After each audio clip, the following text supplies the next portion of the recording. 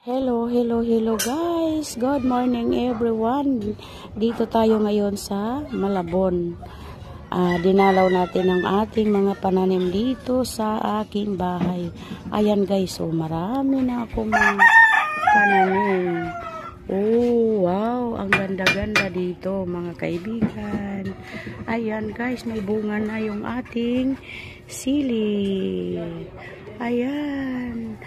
Pag may tinanim, may aanihin. Ang ating tanlad ay namumulaklak na guys. Mayroon din tayong talbos ng kamuti.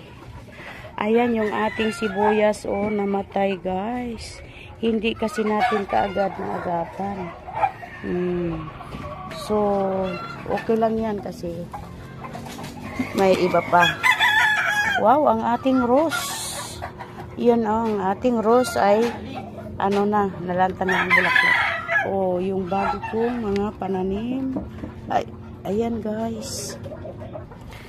At may talong tayo mga kaibigan. Ayan, ang ganda ng ating talong. Diba may bulaklak na guys. Meron na siyang bulaklak. Meron tayong kangkong. At kumpleto yung ating mga pananim dito dahil sobrang mahal ang gulay ngayon guys. Kaya nananim tayo ng mga gulay para pag namunga ito ay atin ng pipitasin at sobrang malaking tulong sa atin ang gulay. Ayan guys, yung ating ampalaya. Pagapang na siya guys. Wow! Pagapang na siya. At mayroon pa tayong mga iba pang mga pananim. Ito ay sili. Sili na pangsigang. Ayan. Ayan yun bagong sibol. So, ito. Ayan guys ayan ang ampalaya. Ampalaya mga kaibigan. Ayan ampalaya. Yan. So, at may mga manok din tayong mga pangsabong.